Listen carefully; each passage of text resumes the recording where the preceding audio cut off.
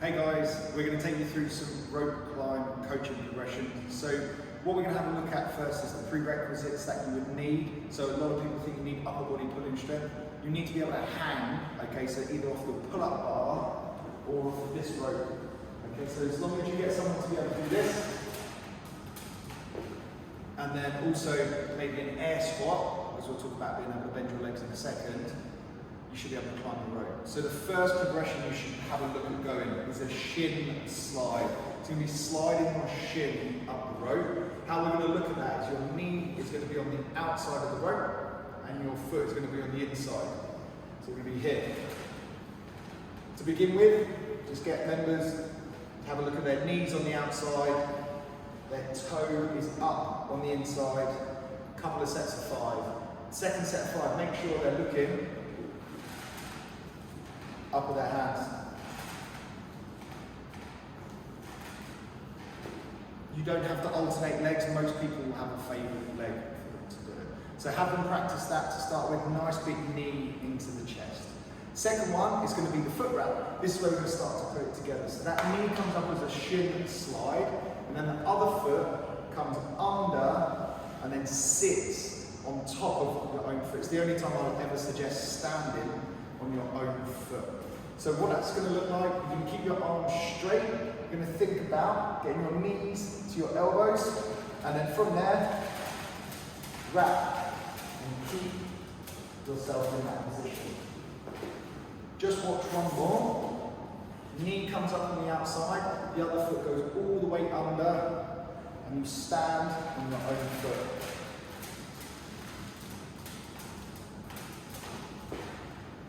Have members practice that for 2 to 3 reps. Coaches, look out for straight arms, just a soft bend. Make sure the common tendency is to do this. As soon as people bend their arms, they'll struggle to get their feet in. So once you've done that a couple of times, it's thinking about getting the wrap and then stand. The key here is to keep your arms nice and straight, and then once you're ready, you straighten your legs and bend your arms till your hands finish near your chest. So we go for that wrap. From there, stand, and then go up. To come back down, that's what you need to do. So when you do this, make sure that people don't go up the rope any further, because you haven't taught them how to come back down. Alright, you'll learn the hard way if you teach them to go all the way up to the top without teaching them to come back down. So just watch one more of those. There's a sequence. Legs are bent, arms are straight, and then you switch over.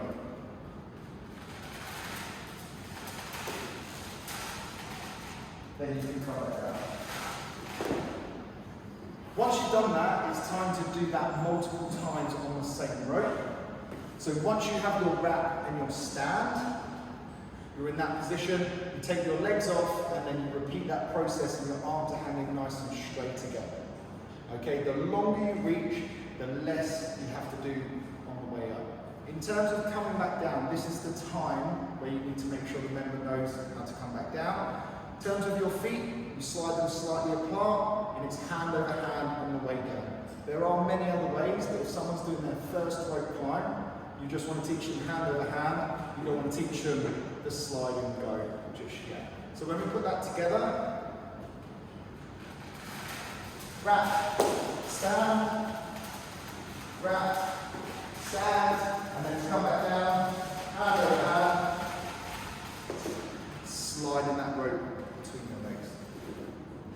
Okay, what happens if we can't do it? We can practice the hanging drills. We can practice your knees to elbows on the rope.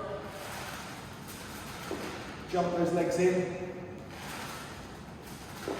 Okay, great drill to help build that midline. We all know that the rope climb gets affected by the midline drastically, so make sure you're nice and tight in there. If you have any questions, give us a shout. Good luck.